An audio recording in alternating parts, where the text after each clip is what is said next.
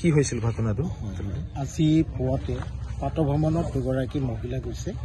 এইখন নৈপাম বুলি কয় আৰু লৌমাটি, কিন্তু সদৰ থানা আণ্ডাৰতে পৰে। গতিকে ফৰেষ্ট ডিপাৰ্টমেণ্টে বন্যহস্তীখিনিক অন্ততঃ প্ৰতি বছৰে যিহেতু শ শ হাতী এই নৈ সিপাৰে মানে তেওঁলোক বাহৰ পাতে আৰু ৰাতি হ'লে গোটেই গাঁওখনত মানে তেওঁলোকে ভ্ৰমণ কৰে আৰু এই গাঁৱৰ মানুহখিনিয়ে বম চম ফুটাই কৰি যেনে তেনে আঁতৰাই নিয়াৰ ব্যৱস্থা কৰে। কিন্তু কথা হ'ল আজি যে যিটো ঘটনা হৈছে সেইটো মৰ্মান্তিক ঘটনা। আমি গোটেই অঞ্চল জুৰি একেবাৰে শোকাবহ এটা অৱস্থা হৈছে। গতিকে এগৰাকী নিহত হৈছে। তেওঁ আগৰ এক্স কাউন্সিলৰ আছিলে ৰিপুমণি দাস, আৰু লগত যিগৰাকী গৈছে মাধৱী দাস, তেওঁ প্ৰায় 60 বছৰ উৰ্ধত, আৰু ৰিপুমণি দাস প্ৰায় 50 বছৰ। এই মহিলাগৰাকী দুজন মানে সন্তান আছে, এটা ল'ৰা এজনী ছোৱালী, আৰু তেওঁৰ হাজবেণ্ড এতিয়া মৰ্মাহত। গোটেই ঘৰখনেই এতিয়া মৰ্মাহত হৈছে। তেওঁ ৰিপুমণি দাস ইতিমধ্যে নিহত হৈছে।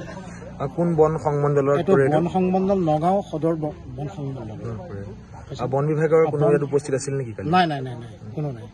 আৰু এই ক্ষেত্ৰতো বন বিভাগে ইতিমধ্যে জানেই যে প্ৰতি বছৰ আহিয়ে থাকে যে এই যিফালেদি বন্যহস্তী অহা যোৱা কৰি আছে, এই তাতেই যদি 4 লাইনৰ কাষত যেতিয়া এটা কেম্প বহুৱাই দিয়ে, এই কেম্পটো বহুৱাই দিলেতো কোনো এটা প্ৰটেকশ্যন হয়নে নহয়?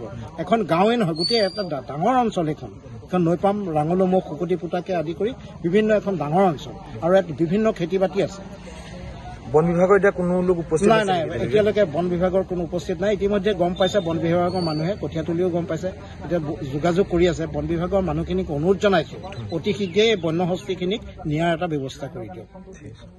যিকোনো খবৰৰ বাবে যোগাযোগ কৰক 7099017330 লগতে 7099017110 নম্বৰত।